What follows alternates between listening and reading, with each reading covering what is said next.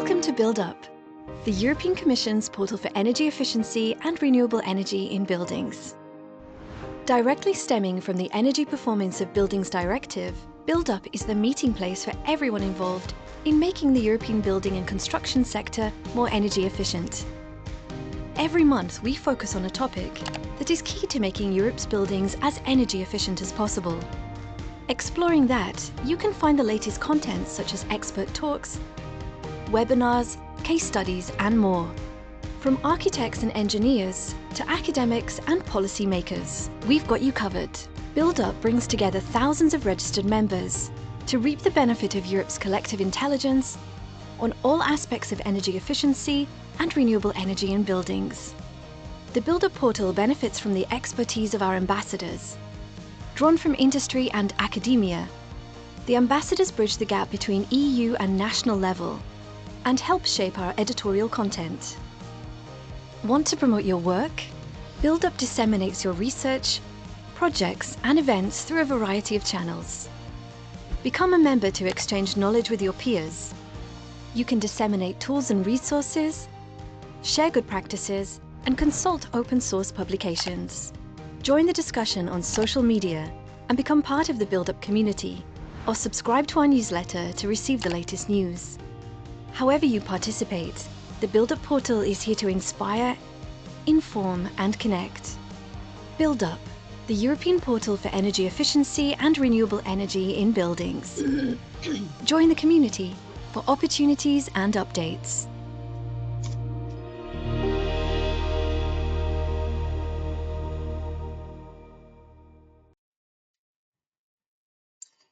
Good morning and welcome to today's webinar. My name is Arantzazu Galan and I am a member of the Build Up editorial team. It is a pleasure for Build Up to host today's webinar and workshop event entitled How to Make Renovation More Inclusive and Beautiful. Renovation projects talk about the new European Bauhaus. This is organized by NEBULA project and Build Up. The event is split into 6 main parts, during which 5 projects, Rehouse, Drastic, InCUBE and Fortesie, will discuss how the renovations go beyond energy efficiency and embrace the values of the new European Bauhaus: sustainability, inclusiveness, and aesthetics. Before we begin, we invite and encourage the audience to send us their questions or comments to the speakers throughout the session. To do so, please use the GoToWebinar question function. These questions or comments will be addressed at the end of the panels. And now, without further hesitation, we will move directly to the first session where Karine Lafont-Eluard will introduce the agenda and the speakers. Karine, the floor is yours. Many thanks for the introduction and good afternoon to all, and welcome to the 4th episode of the new Bauhaus Stories, which is a series of webinars organized by the EU-funded NEBULA project.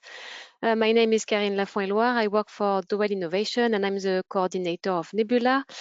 Today's webinar is organized in collaboration with Build Up, and I would like to thank again the Build Up team for hosting us. So as announced earlier, the topic of today is how to make renovation more inclusive and beautiful. In other words, how to go beyond energy efficiency and better integrate the values of the new European Bauhaus in the renovation process. So I will first very quickly introduce the NEBULA projects, and then 5 EU-funded projects will then explain how they take into account the NEB values in the solutions they develop and in their demonstrators. And we will finish the webinar with a Q&A session, so get ready with your questions and put them in the Q&A box.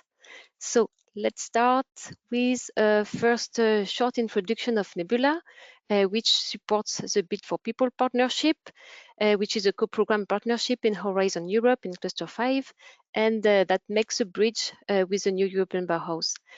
NEBULA has 3 main axes of work. First, to foster the adoption of the new European Bauhaus values and working principles among the stakeholders of the built environment, and in particular the innovation ecosystem. Then to facilitate access to funding and provide networking and matchmaking opportunities through the Build for People partnership. And last but not least, to set up a network of innovation clusters to enhance collaboration within the value chain and the built environment, between sectors and disciplines, between regions, countries, and of course across Europe. Our consortium gathers European associations, in particular the ACTP and WGBC, which manage the B4P partnership together with the European Commission. Also applied research centers, innovation management experts, and regional clusters. You can see here the network of B4P innovation cluster that we are currently setting up. 2 clusters have already signed our charter, and 15 others are in the process of doing so. Going back to our activities dedicated to the new European Bauhaus, we have first developed a new European Bauhaus handbook that you can find on our website. We have also launched a network of NEB advisors who are our privileged contact points to share knowledge and learnings about the new European Bauhaus with our clusters. And we are currently running this series of webinars about the new European Bauhaus. We'll have 2 more webinars to come after summer. But now let me introduce our speakers of today. So Anna Amato from Enea will present the Italian demonstration of the Rehouse project. And her colleague Monica will also join for the Q&A session. Then we have Eero Nigoman from Timbeco and Mitchell Ritson from Vito who will talk about 2 demonstrators of the Drastic project, one in Estonia and one in Germany. Grazia Nicolosi from the University of Catania will present how beauty is taken into account in the eSafe projects, and she will be joined by Giulia Lidestri for the Q&A. Stelios Zikos from CERT will present good practices and lessons learned from InCUBE with regard to social inclusion and user acceptance. And finally, Kostas Panagopoulos from European Dynamics will present the demonstration sites of Fortesie. Before we start with a presentation of Rehouse, I just wanted to quickly introduce, maybe again for some of you, the new European Bauhaus, but I thought that could be useful for the participants who join us for the first time in this series of webinars and are not too familiar with the new European Bauhaus yet. So the new European Bauhaus is a creative and interdisciplinary initiative that was launched in 2021 and that connects the European Green Deal to our living spaces and experiences. Its aim is to facilitate and steer the transformation of our societies along 3 inseparable values that you can see here. Sustainability, from climate goals to circularity, zero pollution, biodiversity, aesthetics, that sometimes is called beautiful, quality of experience and style beyond functionality, and finally, together, in other words, inclusion, from valuing diversity to securing accessibility and affordability. It also defines 3 core principles that define a way of working, participatory processes, multi-level engagement, and finally, a transdisciplinary approach. And now, without further ado, I give the floor to our first speaker, Anna Amato from Enea. Anna, the floor is yours. Thank you. Can you hear me? Yes, all good then, Anna. Oh, okay. Thank you. Good morning. My name is Anna Amato. I'm from Enea. Enea is the Italian National Agency for New Technologies, Energy and Economic Sustainable Development. Today, I'll talk about Rehouse project and European, just a moment. Okay. No.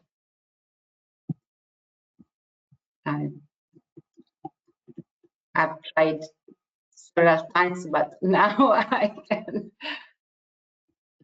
Click in the screen, Anna, first. And then you can scroll. I'm not able to go. I'm sorry. Okay, Lara, take the controls and photo. Okay, thank you. Sorry. Rehouse is an European funded project that aims to improve the renovation process, considering the comfort satisfaction of the building inhabitants and users, and increase the use of integrated solutions for decentralized generation renewable energy. 8 innovative and holistic solutions, so-called renovation packages, are tested in 4 demo sites, one in Greece, another one in Hungary, in French, and Italy. Enea is in charge of the pilot project in Italy, in Apulia region, in the south of Italy. The building selected is in a marginal area, is a public social housing, and is near the sea and near the salt pans of Margherita di Savoia. We decided to retrofit a public social housing because this is a challenge and for a more sustainable and inclusive society and to decrease energy poverty. But what is new is the people-centric approach in all the phases of this demonstration, in the phase of design, the development, and in the demonstration of the renovation package. Mainly the renovation packages are 2. One is the centralized holistic HNC renovation kit, another one the multi-purpose facade system with bio-based insulation and building integrated photovoltaics, located in a facade in addition to the one on the rooftop. And you can see some pictures, but if you would like to have some further information, you can look at our project website. The multi-purpose facade is made with AMP, and this kind of renovation process need to be managed by end users, and in this case we started with energy audit, a structural and seismic assessment, but also with a social analysis of the occupants of the building. And this is our social innovation action that is based on 2 pillars. One is the participatory approach to collect useful information and sharing experience with the end users, and the other one is the identification of solution to avoid problems in the design process, but for a long-term management. And the backbone of Rehouse social innovation approach is this creation of dedicated social task force involving tenants, renters, owners, and all the stakeholders. We started with an analysis of social innovation activities, the best ones for this target group, the analysis of the local social context, and everything to carry out a social requirements elicitation, working with the designers. The social life cycle assessment plan has been delivered to assess the social implication and effects of these renovation packages along the life cycle of their entire self-existence. These activities have been performed for all the renovation packages and for all the demo sites, and there was a dedicated work package in the first year of the project of this. Several meetings, face-to-face events, public events in school and the neighborhoods have been held with the people living in the building to know better the profile of the occupants, because in the years has been changed, and now there are a lot of elderly people with health problems, some special features, social features such as one person is not able to read, for example. So we try to tailor each social activities for this people, and we work together with aspect, facilitator, and in this picture you can see my colleagues that who have went there during home visits to explain the design and the project we are going to perform in their building.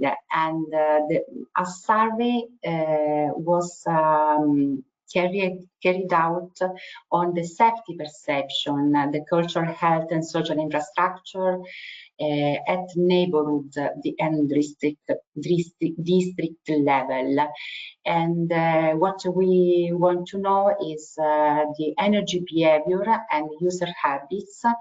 And at the same time, experts started to provide simple tips to raise awareness on the importance of lightness, water use, the good temperature for heating and cooling. All the stakeholders work together, and this work has been performed to reach a real change, not only in the daily use, but also in imaging and planning neighborhood development. People could choose the technological aspects. For example, in the initial project, there was vertical green facade, but they didn't want to manage it. So another project has been presented, and they could choose even the subject of the facade.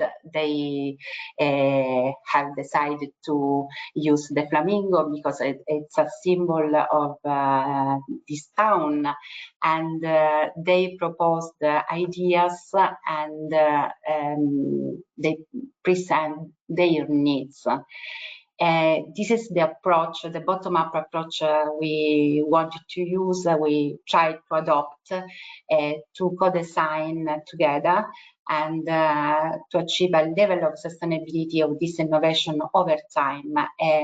Every social innovation activity was designed with this behavioral change insights.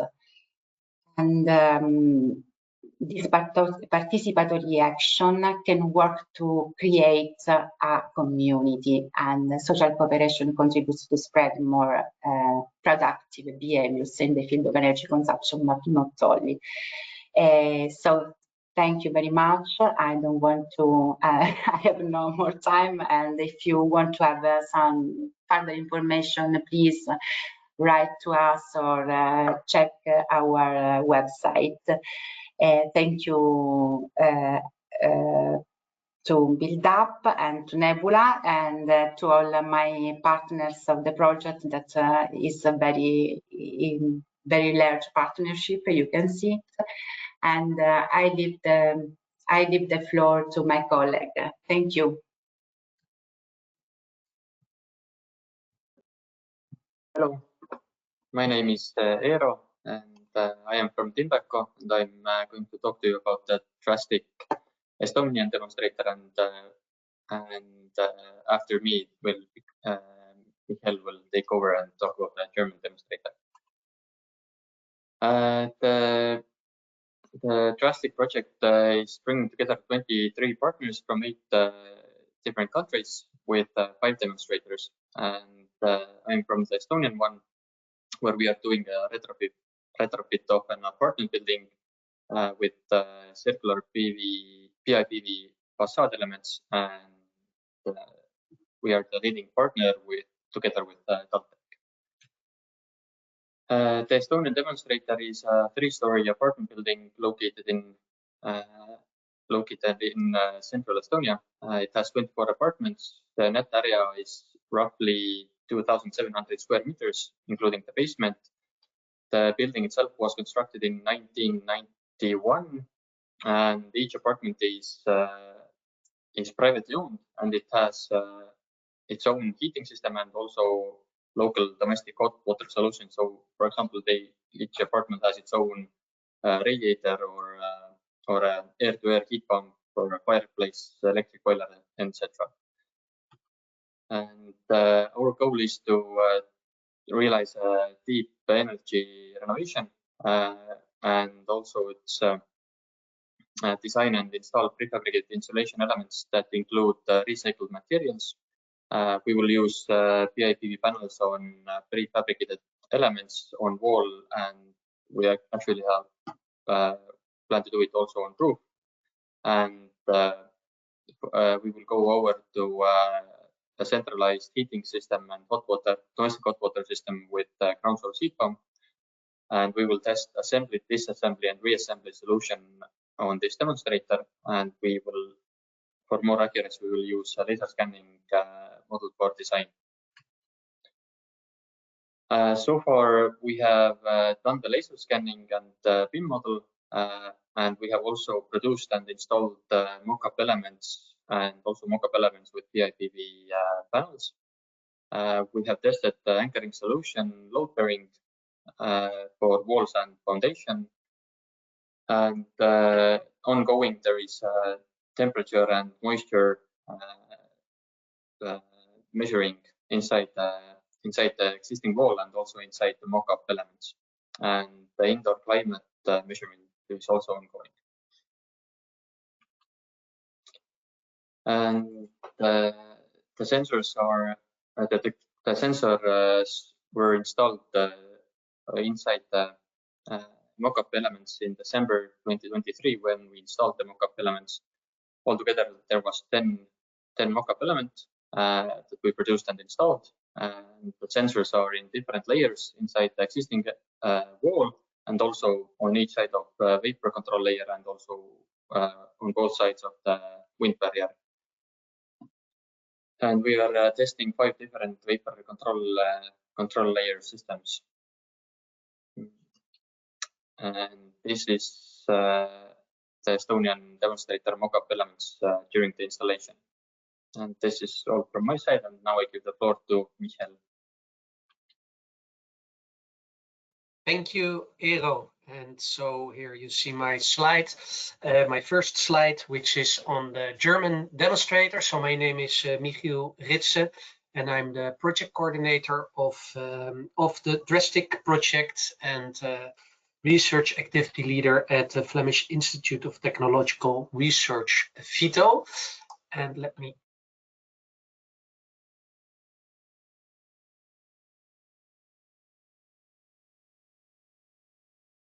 we lost sound. You are muted. Anymore. I don't know. Hello, do you hear me now? Yes, That's perfect. you're back. Oh, okay, so sorry, did you miss my introduction or was that still okay? We missed since you began with the German demonstrator. Okay, we can continue with the German demonstrator. So we're developing in Germany a full circular ethics system. So ethics system is usually applied to existing residential houses. It consists of different layers, and well, up till now, these layers are being glued against the existing dwelling. So you have insulation plates that are glued. Then on top of the insulation plates, there's a rendering layer and a mesh attached to that. So what we're trying to do in this demonstrator is improve both the operational energy performance of the dwelling, so increasing insulation values, but from a multi-cyclic approach. So can we make this ethics system mechanically fixed so that you can take off the insulation plates, and can we make the mesh that we attach to the insulation plates in such a way that it can be pulled off?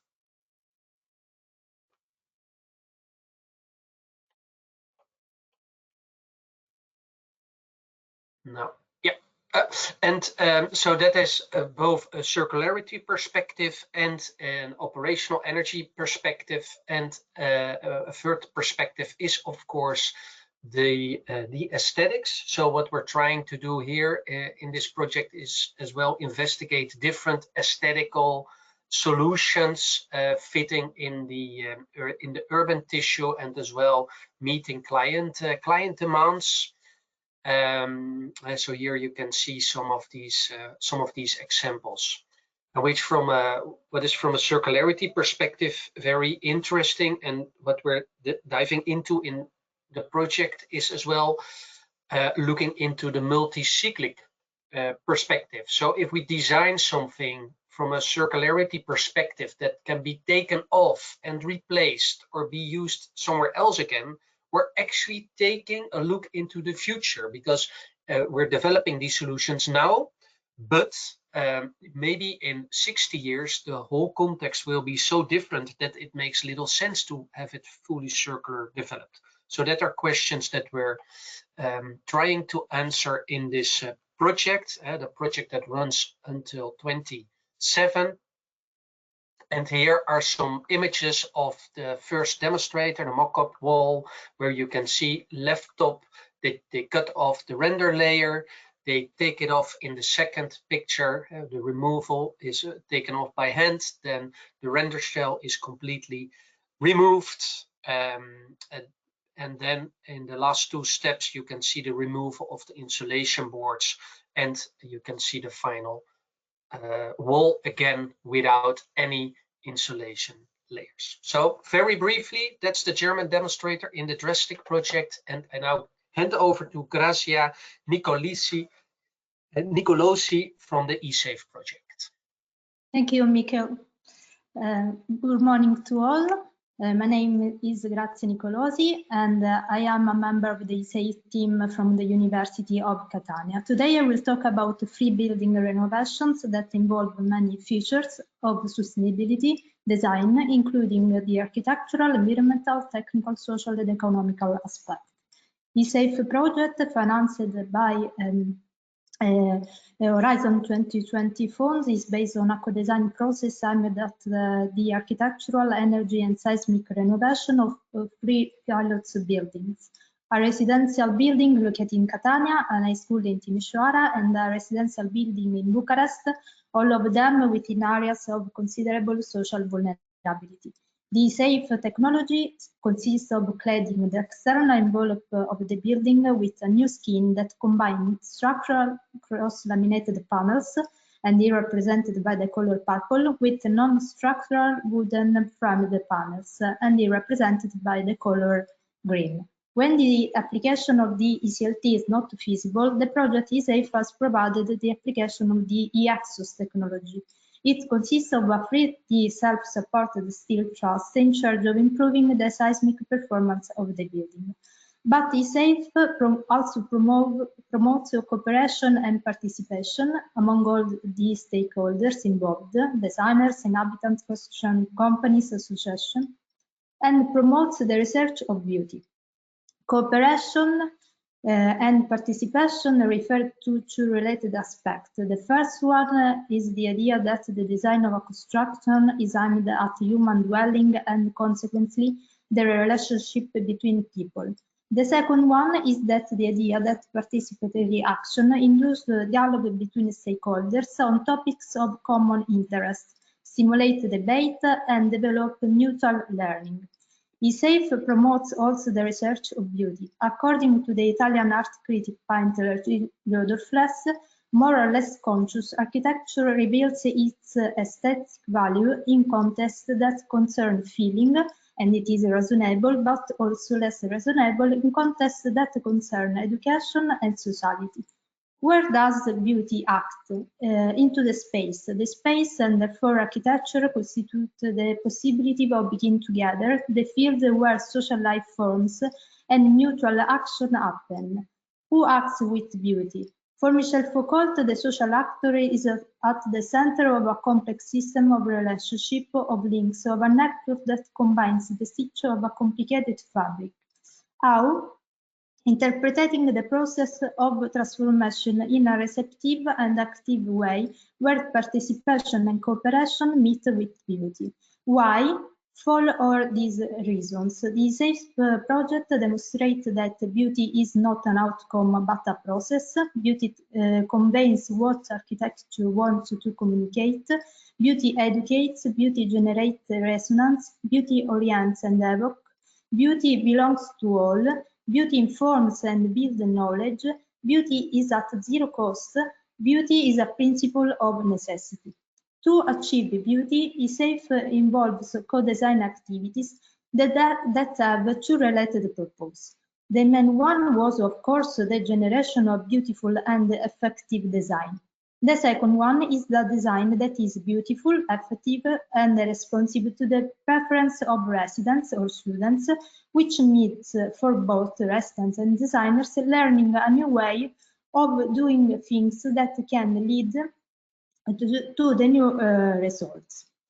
To conduct co-design activity, we have to try to focus attention on three architectural concepts: the principle of variability and variability, the principle of recognizing the dwelling experience, and the principle of incrementability. The first one refers to the balance between adaptability and permanence. Residents are unable to engage with some components of the design, such as a structural component of the SAFE technologies, because it was designed to optimize the building response to seismic activities. But for instance, in Catania, during co-design activities, we talk about the variable components of the project, such as the metal cladding that provides the impression of a uniform protection on the prismatic volume of the building, and the colors of loggias. Color breaks up to the neutrality of prismatic volume and symbolize the practice of residents customizing their apartment according to their personal preference and references. The second one is the incrementability concept that is coined by architect Aravena to describe a project's capacity to develop and change over time.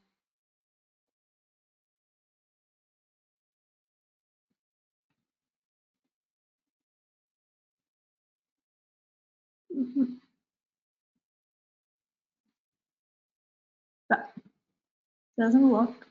Wait.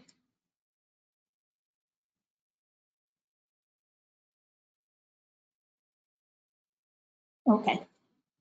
The third principle, recognizing the dwelling experience.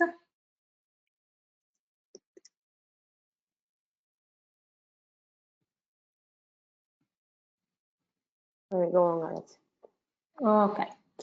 Emphasize the importance of creating space that enhance the quality of life for residents or students. In Catania, we noticed the different colors applied to the different apartments. In Timișoara and the school sporting location, in Bucharest, we noticed that there are small spontaneous objects on the central light well that were probably built by the residents. So during the co-design activity, the meetings for the virtual pilot in Timișoara, the students and teachers explored through a real model what that we named the variable elements: canopies, sculptures, shelters, rings, and other structures. This hands-on approach allowed for a more interactive design process. After that, we have shown them the evolution of the design through a digital model where we put together invariant elements, the e-axis, and variable elements such as canopy and rings. We also experimented with the free inclusive architectural principle in Bucharest. As mentioned above, in a central light well, the building has small spontaneous objects similar to shelves or small balconies. These microspaces are an extension of the minimum space of the dwellings inside and manifest the need to get more space outside. So according to the incrementability principle, we have defined an array of solutions that the residents could choose from. The first group consists of some that for the minimum outdoor space solution. The second one consists of balconies for a maximum outdoor space solution. To conclude, during all co-design activities in Catania and Romania, the SAFE team has tried to create an equilibrium between technical decision and residents and students' needs, but also a research of beauty into all co-design steps. a beauty that was not only physically recognized, but also emotionally felt by all people involved in the project. This approach has not only resulted in aesthetically pleasing designs, but also in a space that truly resonates with the people who use them. Thank you. Now we'll pass the presentation over to the next panelist, Stelios Zikos. Thank you very much. My name is Stelios Zikos from CEF in Greece, and I will present about the solution and processes that we apply in the InCUBE project.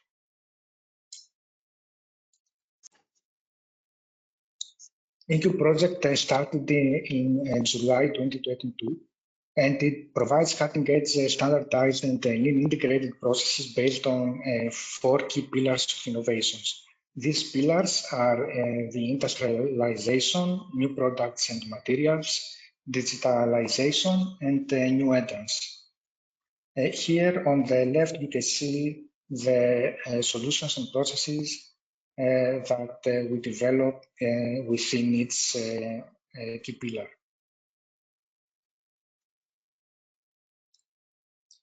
There are in total 3 demonstration sites in the project. The first demo site is in Trento, Italy. It is a cultural and recreational center with historical buildings, and about 1,500 users are involved. The second demo site is in Zaragoza in Spain. And it is a residential building that was constructed in 1971. Lastly, the third demo site is in Groningen in the Netherlands, and it is a high-rise building accommodating over 265 students. In the project, we develop several novel envelope and construction material solutions. One of them is the lightweight modular facades with integrated building elements. The main aim is to improve the energy performance, and key characteristics is that different building elements such as external lifts, balconies, and windows can be integrated to the facades.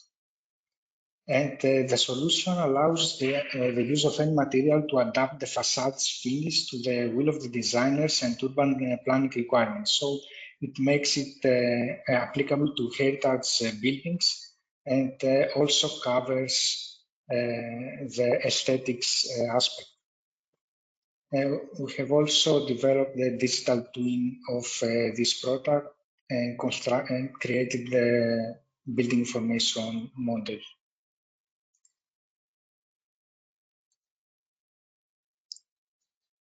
Another software solution in the project is the AR-based training and upskilling solution. This is a training suite.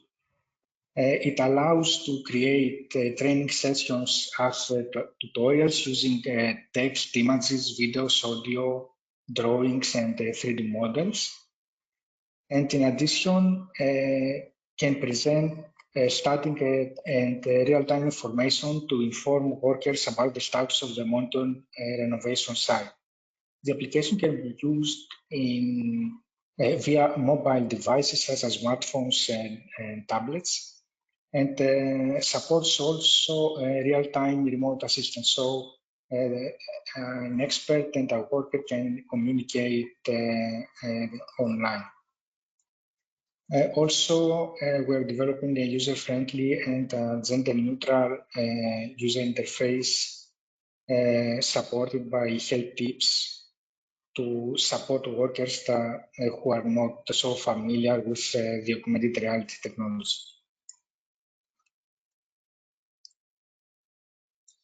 The Renovation Marketplace is another software solution. It is an open web-based one-stop shop for sharing information and showcasing products, business models, and training processes. One key feature is that it promotes social collaboration via a chat functionality, and it supports various product categories such as envelope and construction materials, energy systems, retrofitting processes and monitoring, and business models. In the final version of the software, third parties that are outside of the InCUBE project will be able to add information about the products on the site.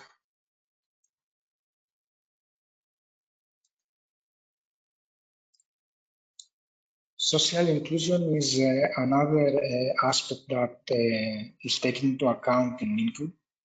The project is working on the delivery of 3 blueprints, one per demo site for social inclusion. This is a roadmap to improve the capabilities of the demo ecosystems to address social inclusion. And we aim to provide recommendations and practical tips in order to improve social behaviors under various dimensions. These dimensions are the end user engagement, stakeholder engagement, accessibility, affordability, health and safety, and the equal employment opportunities and conditions. Here you can use some indicative recommendation within each dimensions I just mentioned. The related publication is expected from the project at the end of June.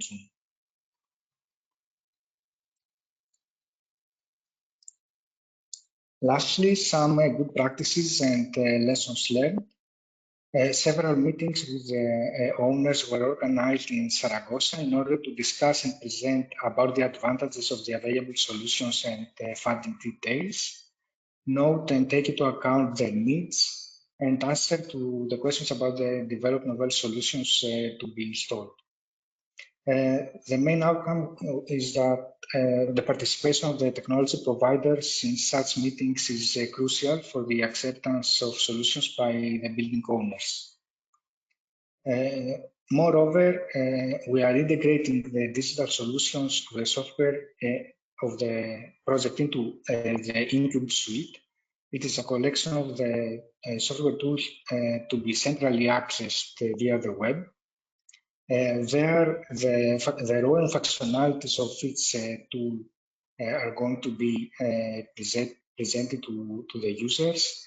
And in general, there is a need for attractive and easy to use user interfaces as different types of users will be involved and using the produced tools.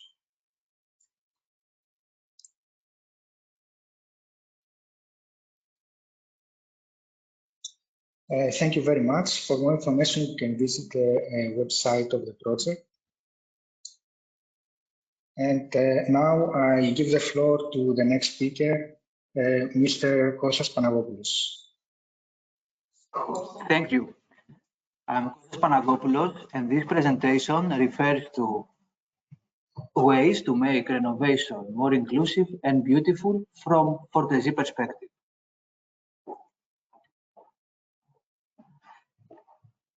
We have pilots in 6 countries. Renovation technologies and digital technologies are incorporated. In renovation technologies, water pumps, photovoltaics, heating, ventilation, and air conditioning, as well as installations are included. Also, through digital technologies, users can be engaged. Thus, the relevant guarantees that are listed can be met. Some of them are shown in this list. Digital technologies incorporation include tools which gather measurements. These are analyzed based on behavioral model and recommendation engine. And of course, trust is provided through energy smart contracts, which are available in blockchain. Therefore, all these information and measurements are visualized for the end users through Fortesie mobile application and Green Euro application. We have various building types for demonstrators, a public swimming pool in Poland, a public school in Latvia, the offices of Digital Governance Ministry, and a museum in Greece. Starting from the high energy needs and the age of the buildings, we have also some other reasons for which renovations are necessary. Air quality and the awareness is important both for the employees and the visitors of the relevant buildings. For the public swimming pool, the goal of inclusiveness as well as the goal of sustainability are met. For inclusiveness, ventilation system, photovoltaics, as well as heating substation are installed. Concerning inclusiveness, the relevant mobile application engages the end users. For the public building of the offices of Digital Governance Ministry, we have approximately the same KPIs. Through ventilation system and photovoltaics, we cover the sustainability.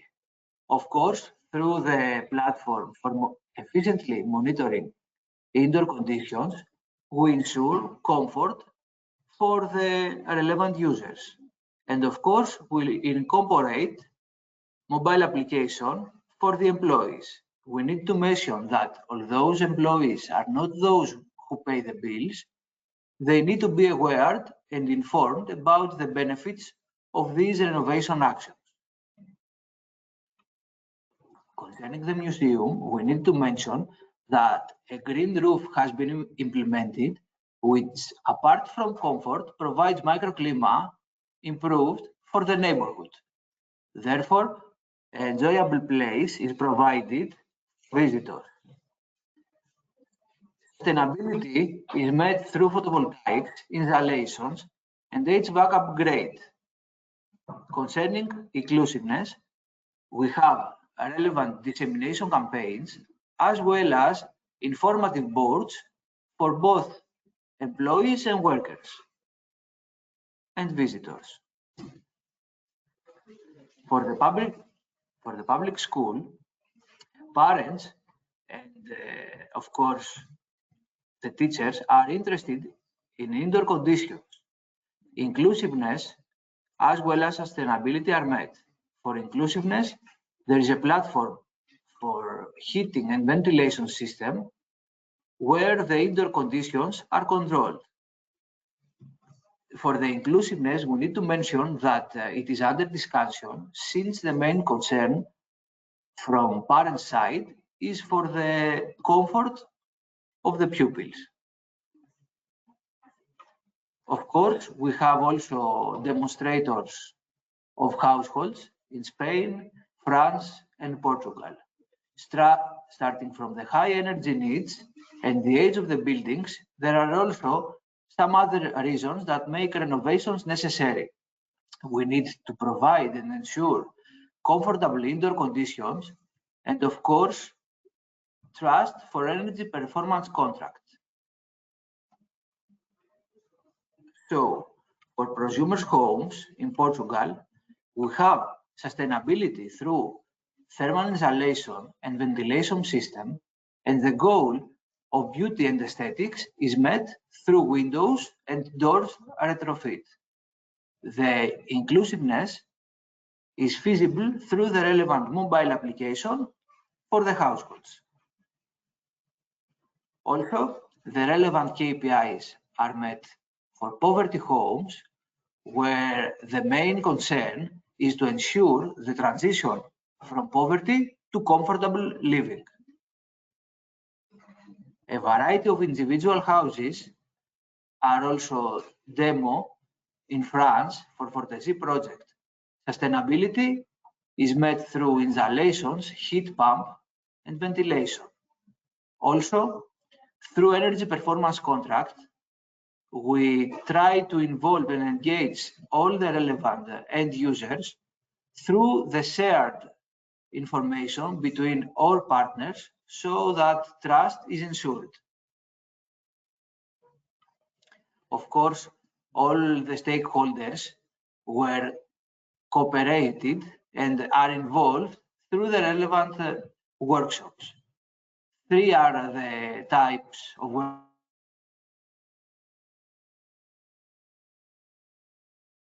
workshops implemented that concerned requirements, business models, and the design of services. Concerning the requirements, we were based on matrix approach. For business models definition, we had the continuous update based on workshops and the relevant discussions.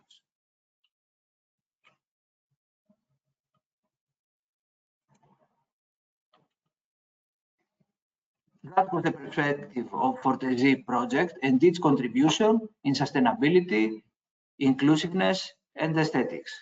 Thank you very much for your attention.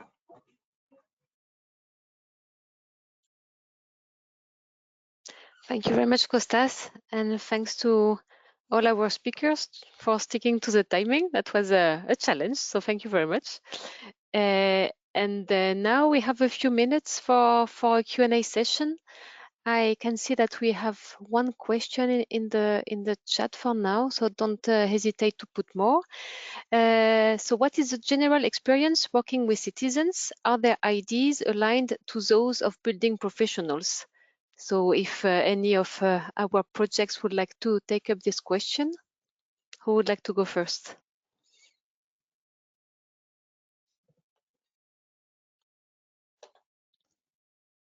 Don't be shy. Maybe to answer from different projects where we constructed the demonstrators, there's of course a distinction between the roles and the expectations of citizens and companies involved, and there it's very important to make as well a distinction of citizens, who is a citizen and what is his or her role in that project, in that propose, or in that demonstrator. So to answer, I think the question, it's yes. Because the question was, is there a distinction between citizens and companies, right, Karine? Or can you maybe you can write the... Yeah, what is the general experience working with citizens? Are their ideas aligned to those of building professionals?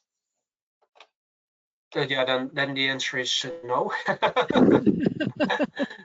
In many cases, the expectations and the role is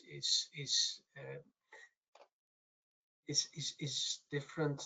And what we see as well is that citizens, or well, then here are they the homeowners themselves? Are they the renters?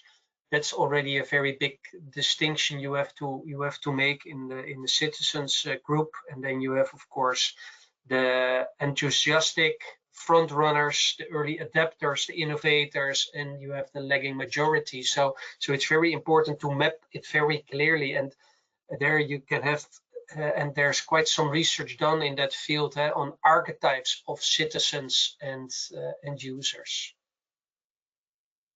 But maybe some of the projects that were presented here can answer from their perspective as well, like in Italy or Greece.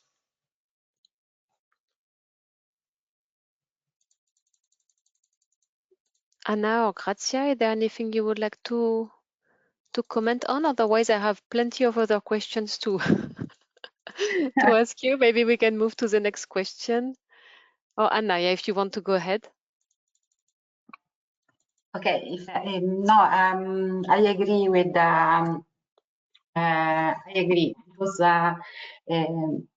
it's important to define the different groups and if there are any other questions, please. Okay, then I jump to the next question. What tools and means have been used to work with citizens? How has the outcome data been processed and included in the different projects? Okay. In our project, in our demo site, because there are 4 demonstration, and in Italian demonstration we work with a lot with through face-to-face meetings, and we used a semi-structured interview. We use a questionnaire, but just for to be able to have comparable data among different demo. But the tool, the main tool has been the meeting, in presence, the home visits, and this is in our case. Okay, thank you, Anna. Grazia, Yes. maybe, yeah, you want to go? Yes, Please. in that is a safe project, the co-design activities and meetings were essential. They can be simplified into 3 steps: an initial engagement and co-analysis meetings, a training meeting that raises the relevance of beauty and co-design as an educational opportunity for students and residents, and an innovative teaching experience, and several co-design workshops that I have showed you before. During co-design activities, there was continuous feedback, interaction, and debate on the importance and awareness of the safety and the beauty of the building where we all live. Okay, thank you, Grazia. And Stelios, I think you wanted to comment as well. In InCUBE project, we have used questionnaires and also face-to-face workshops with building owners,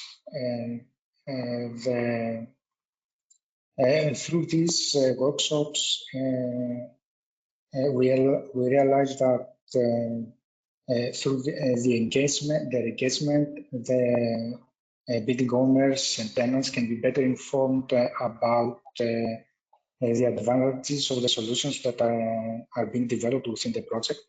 And on the other side, it helps also the solution providers to better understand on where to focus when presenting their solutions and for improving their products. Okay, thanks. All right, I suggest we move to the next question. Unless Kostas, you wanted to bring views from Fortesie as well? If I may, I would like to agree with my colleagues that apart from the workshops, the meetings, and all the workshops and surveys that we used in order to gather feedback for requirements for business model definitions, we also have created workshops based on the feedback of which we develop mobile application. So this tool, mobile application, will be used, for example, in the demo of public building, to engage the visitors of the building so that we can inform them about the benefits of renovations, and can even take some feedback by providing to them a recommendation and the challenges, so that through the application they can have for their energy efficient actions some rewardings in Green Euro. Okay, thank you all. All right, then there was a question for InCUBE about the inclusive part of the Bauhaus. So you mentioned example about accessibility for persons with disability.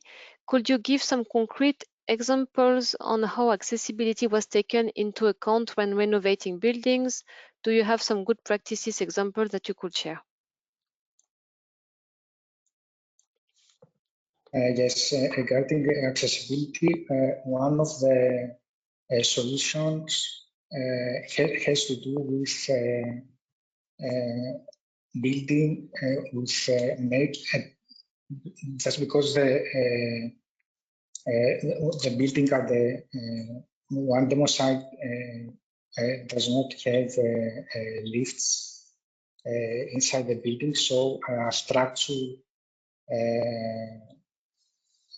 is being developed to support this externally. So it was a need that was expressed by the building owners, and we're developing some novel structures with prefabricated elements to provide this solution that will improve accessibility.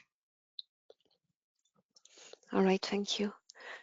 Okay, we're running a bit over time and we have still a lot of questions left. Maybe we can take 5 minutes to answer some of them, and for the others we can address them in the article that we will release together with the recording later. All right, there was a question on if any of you are working with personas to define the end users groups. Is it something that you have done in your projects? All right, no reaction, so apparently no. That was quick.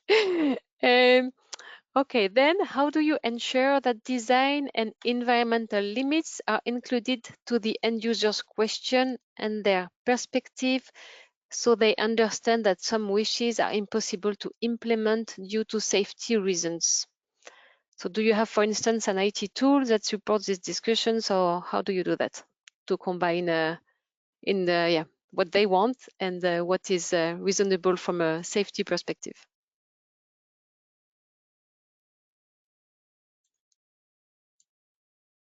Any feedback to that?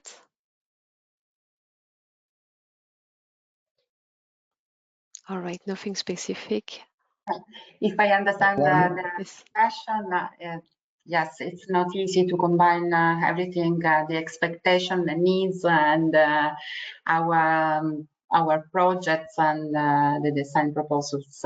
We try to develop a matrix combining that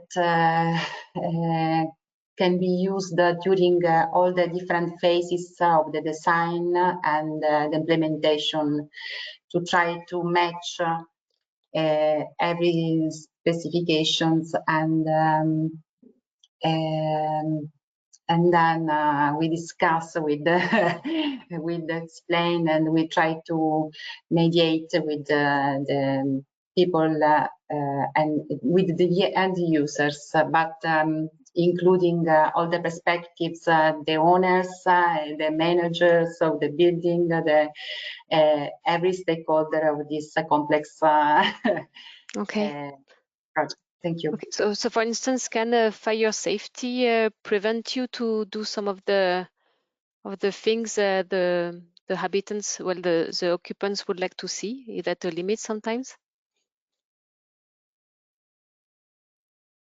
Yeah, all right. Yes, in InCUBE we realized that it could introduce limitations.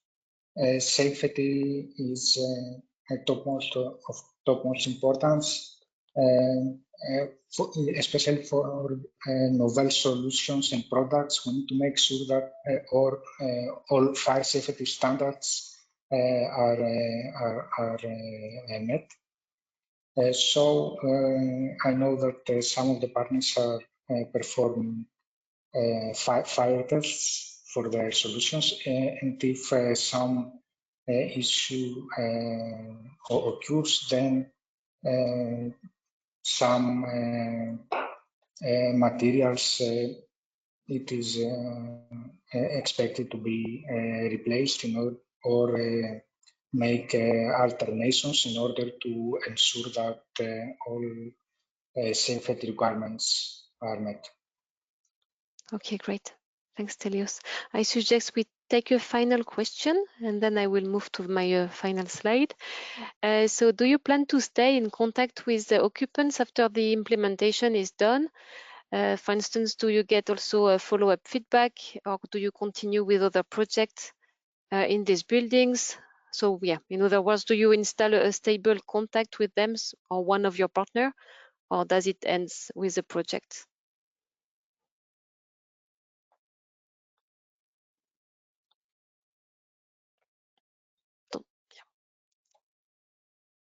Okay, maybe it's a point you haven't reached for now in your projects because you still have a few years to go. But yeah, I think that's an interesting question on how you maintain the contact with the habitants, the occupants of the buildings after your project. So maybe it could be a topic for a future webinar, actually.